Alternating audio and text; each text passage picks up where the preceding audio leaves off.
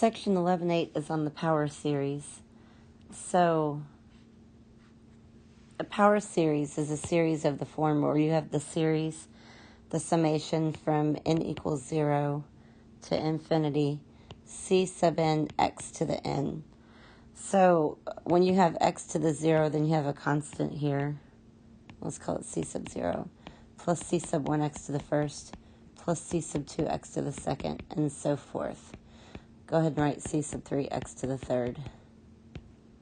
So as you can see, there are powers of x here, and that's why it's called the power series. The c's are called constants, the coefficients, just like they are in a polynomial. And when you have a fixed variable x, the series can be tested for convergence or divergence. So it may converge for some values of x, and it may diverge for other values of x.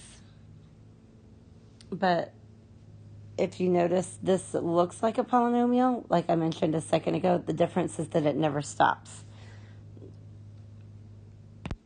Now, an interesting fact is if we let c equal 1, then we have the sum from n equals 0 to infinity of x to the n, which is 1 plus x squared plus x to the third, etc. Now we see this as a geometric series where we're multiplying by x over and over.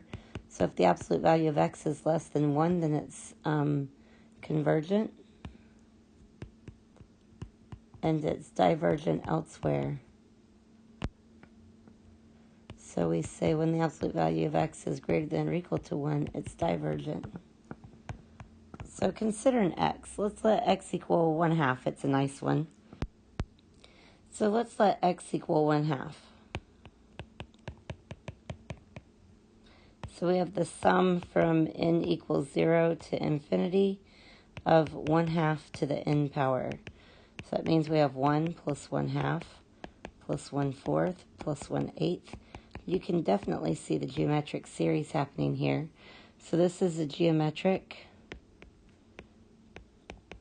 and r equals 1/2, so it's convergent.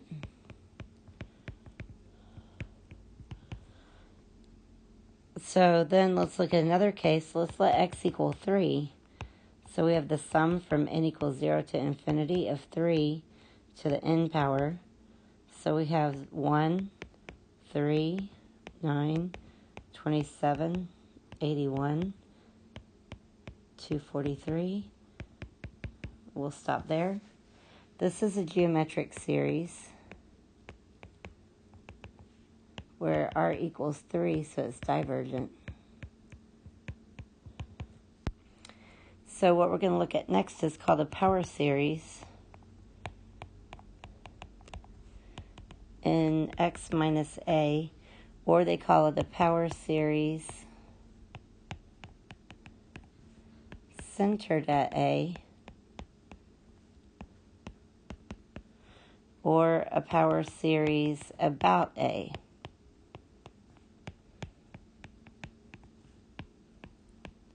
All of these three are the same terminology, and this says the series from n equals 0 to infinity of c sub n, so that's some coefficient or constant, x minus a to the n. So notice our center has moved. Like in a polynomial, that would be your right or left shift for your center. It's the same thing here. So we would have c sub 0 plus c sub 1, x minus a, plus c sub 2, x minus a. So a is also a constant, x minus a squared. So there we have the series as listed. So if we write them out, this is your definition of a power series. Now notice this term right here is technically c sub 0 x minus a to the 0 power. So we let this equal the number 1. It equals the number 1 when x is different from a, but they also let it equal the number 1 when x equals a. So that's important to note that it's always like that. And then the other notation is, notice that when x equals a, then x minus a equals 0 for all for n greater than or equal to 1. So for all of them except the first term, which is already a constant.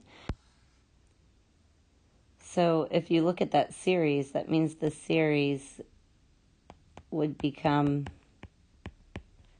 we would have c sub 0 plus 0 plus 0 plus 0. So the sum is convergent. So this implies that when x equals a, then the power series is convergent. So let's look at an example.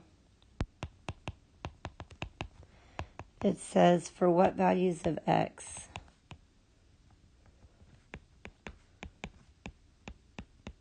is the series convergent?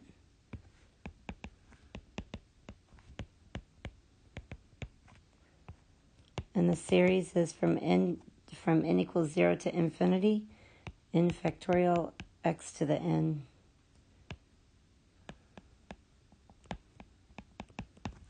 So since we have a factorial, let's look at the ratio test. Now we have two cases here. Case 1, x equals 0. Case 2, x does not equal 0. So let's start with x does not equal 0 in our ratio test.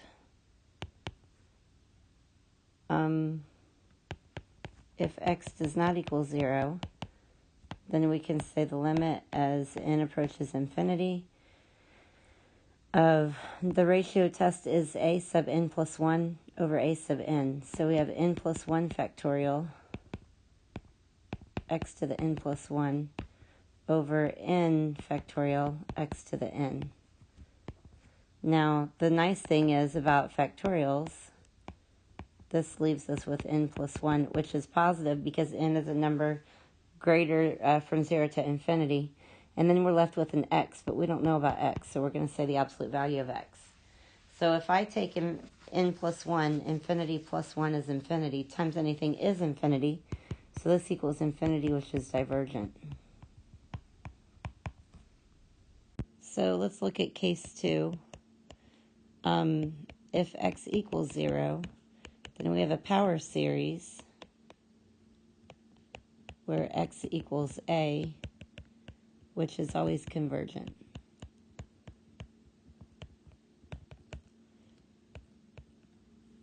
So the directions say for what values of x is the series convergent, and our answer here is when x equals 0. The series is convergent.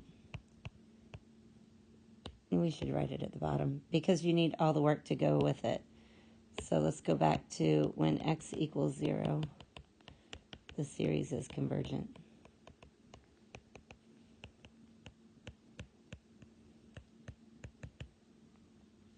Let's look at another example. The problem says, for what values of x does the following series converge? So we have n equals 1 to infinity, x minus 3 to the n over n.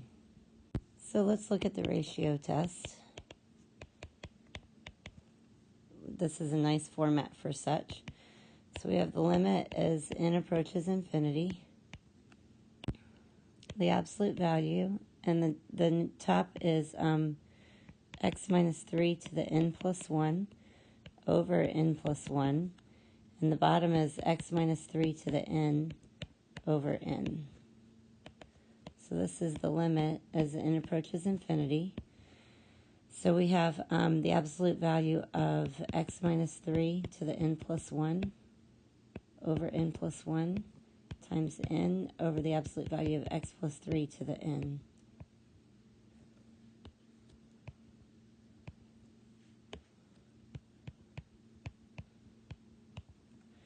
So this is the limit as n approaches infinity. And these x plus 3's cancel out. So we have n times x minus 3 to the first over n plus 1. So if we look at the n's, we have infinity over infinity. So let's use L'Hopital's rule. So we have the limit as n approaches infinity. Now remember, x minus 3 is a constant. So our variable is n. And the derivative of x minus 3 times n is x minus 3. And the derivative of n plus 1 on the bottom is just 1. So we end up with this, and this approaches x minus 3. We'll say down here equals x minus 3. So now we have to look at this absolute value of x minus 3. Now we have over n.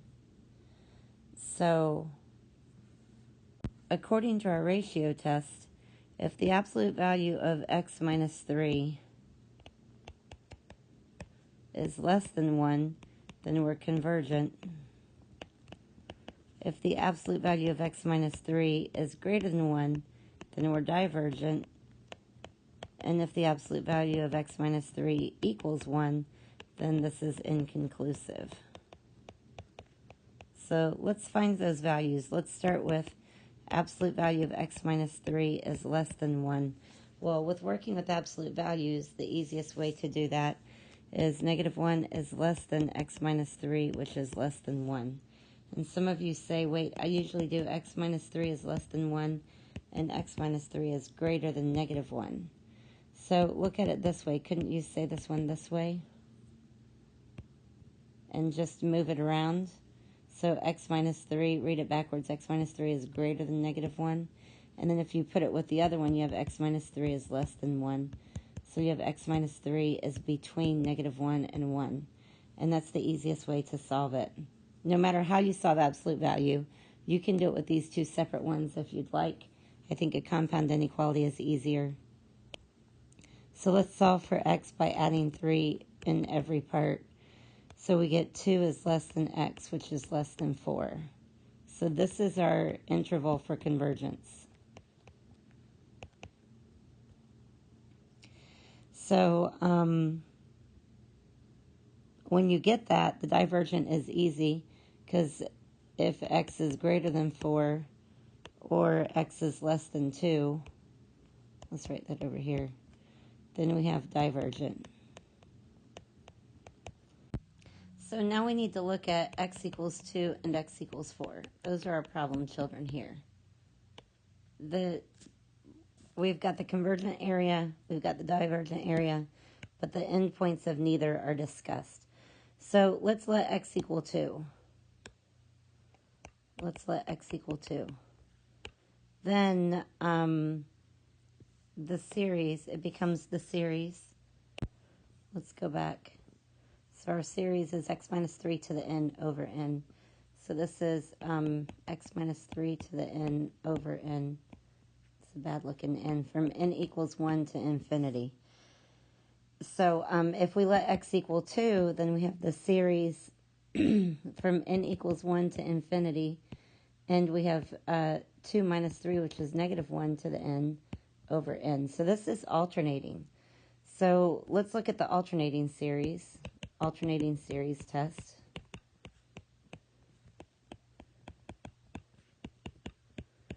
So condition 1, b sub n plus 1 is less than or equal to b sub n. That's true because we have 1 and then 1/2 and 1/4 and 1/3. I'm sorry, 1/2, 1/3, 1/4, 1/5. So condition 1 is satisfied. Condition 2, the limit as n approaches infinity of 1 over n is 1 over infinity, which is 0. So it meets the two conditions. So this converges, or it's convergent at x equals 2. So now we need to look at x equals 4. So let's let x equal 4. Then we have the series from n equals 1 to infinity, x minus 3 to the n over n equals the series from n equals 1 to infinity, and 4 minus 3 is 1 to the nth power is 1 over n. Now you have two options here. Either this is harmonic or it's the p series. Either way, pick one, where p equals 1, so this is divergent. Let's write it over here. So this is divergent at x equals 4. So you got to put all this together. Back here we have convergent for this set, which implies divergent for this set. So we have 2 is less than x. So this is convergent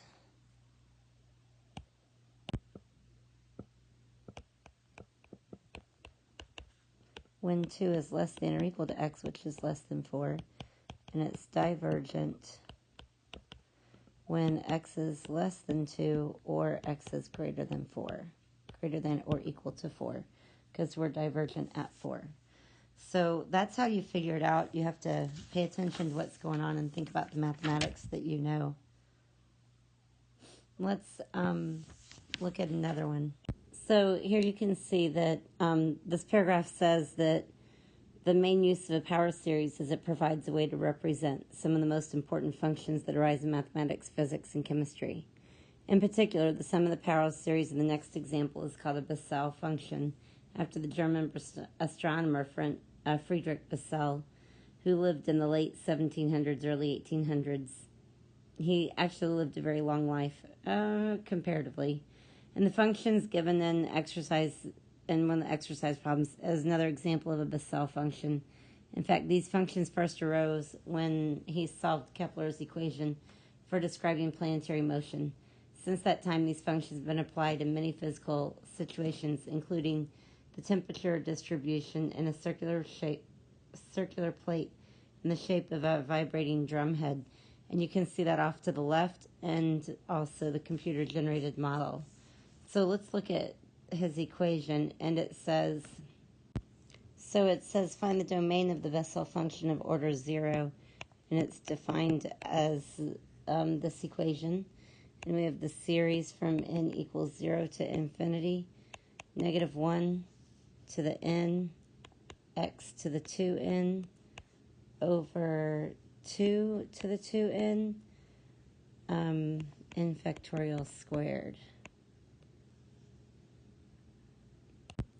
So you can see x to the 2n in here. That makes it a power series. So let's look at the ratio test. So the ratio test says the limit as n approaches infinity.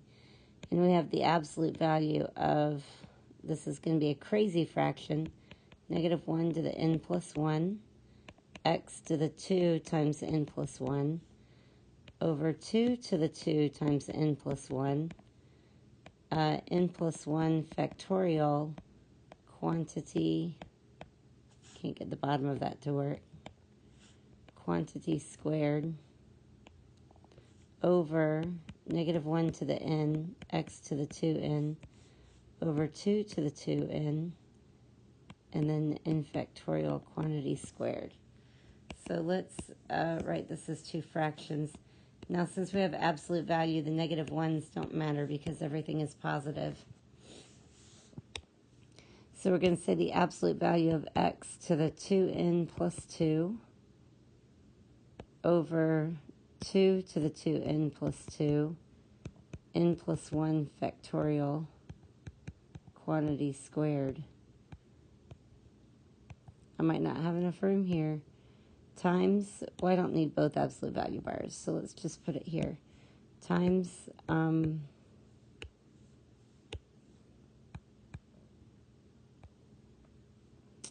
we have 2 to the 2n and n factorial quantity squared over x to the 2n. Close absolute value. Squeeze that in. Close that absolute value bar. So let's look at that. Okay, so we have the limit as n approaches infinity. X to the 2n plus 2 says x to the 2n times x squared, because that's how you get the plus 2. We have 2 to the 2n, and we have n factorial times n factorial, all in absolute value bars. And in the bottom we have 2 to the 2n times 2 squared, because that gives us the up above. We have n plus 1 factorial, n plus 1 factorial, x to the 2n. Now we can see nicely that these x to the 2n's cancel, and these 2 to the 2n's cancel. And if you think about n factorial on top and n plus 1 factorial on the bottom, we're going to cancel the n factorial and just leave the n plus 1. So that means I have x squared over 2 squared n plus 1 n plus 1, because the factorials took that out. Now remember, all of our n's are positive, and x squared is positive, so I can lose the absolute value bars. We can say x squared over 4 times n plus 1 quantity squared.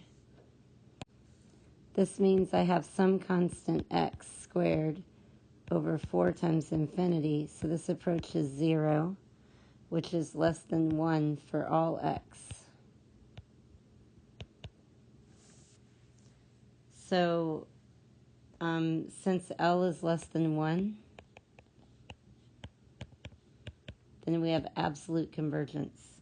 So we can say that the series from n equals 1 to infinity of that crazy mess, negative 1 to the n, x to the 2n, over 2 to the 2n, n factorial quantity squared, is convergent.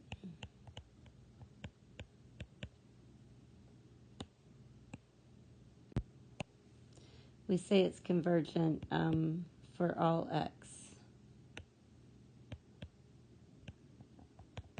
So the domain, the problem asked us to find the domain.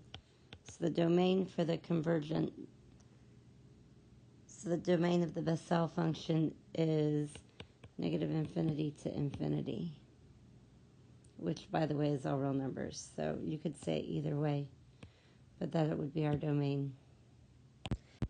So we have a theorem for power series. It says for a given power series,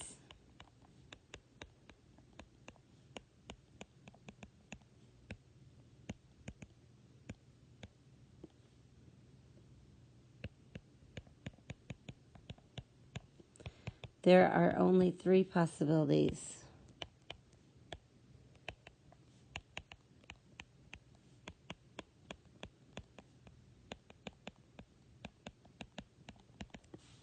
Number 1, the series converges only when x equals a.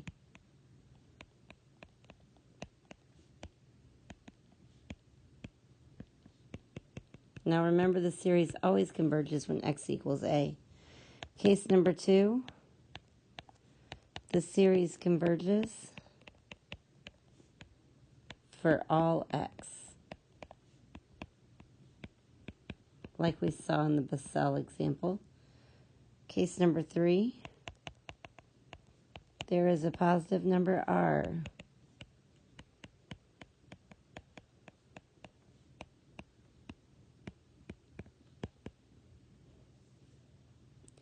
such that the series converges if the absolute value of x minus a is less than r, and diverges if the absolute value of x minus a is greater than r. And we looked at one of those as well. The r in this case is called the radius of convergence.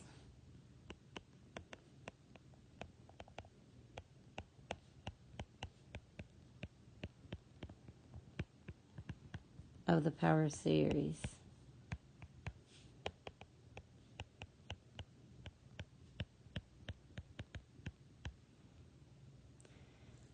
So, similarly, up here, in case 1, r would be, in this case, r would be 0, and in this case, r would equal infinity. So that goes along with it. And then the interval of convergence is the interval that consists of all values of x for which the series converges. So the interval of convergence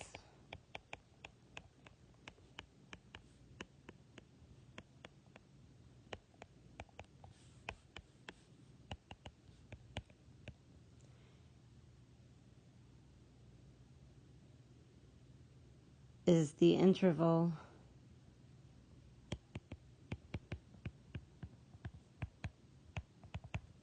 that consists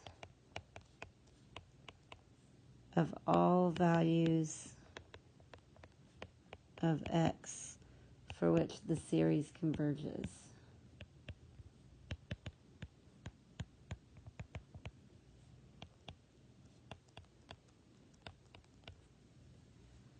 In the first case, our interval consists just of a single point A. So your interval of convergence is just the point A. In the second case, it converges from negative infinity to infinity. And in the third case, we can rewrite it and find the endpoints. So let's take this away down here.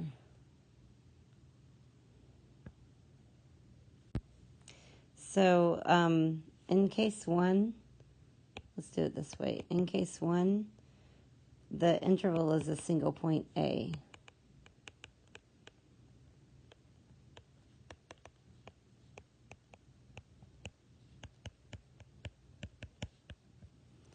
In case 2,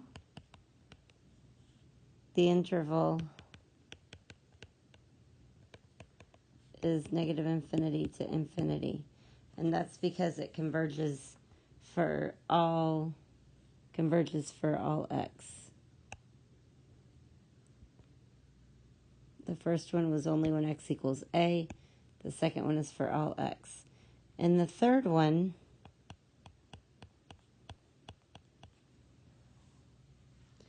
the inequality, so we have x minus A is less than r, becomes r is less than x minus A, which is less than r. Sorry, that's a negative r.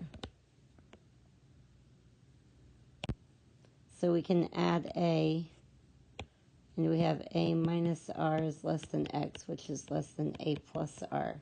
So this becomes that there when X is the endpoint of the interval.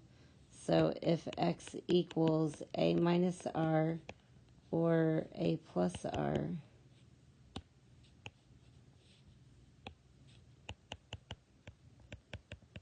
anything can happen. So you have to check the endpoints. So in case 3, there are 4 possibilities. You could have, let's write on here, check endpoints. So we could have A minus R to A plus R. You could have the right one included. You could have the left one included. Or you could have both of them included. So you could have 4 possibilities at this point to come up with your intervals.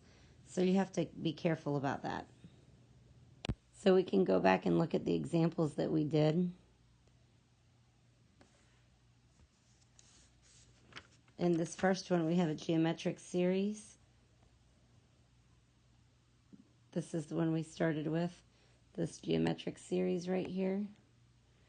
So when we did the geometric series, we found that r equals 1. Because we have the absolute value is less than 1 is convergent. So in this case, r equals 1, and the interval of convergence is negative 1 to 1. In the next example we did, not that one, this one, we find that r equals 0 down here. We find that r equals 0.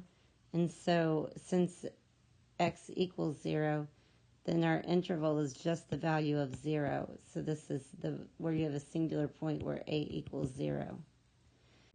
In this next example, we came up with this interval for convergence.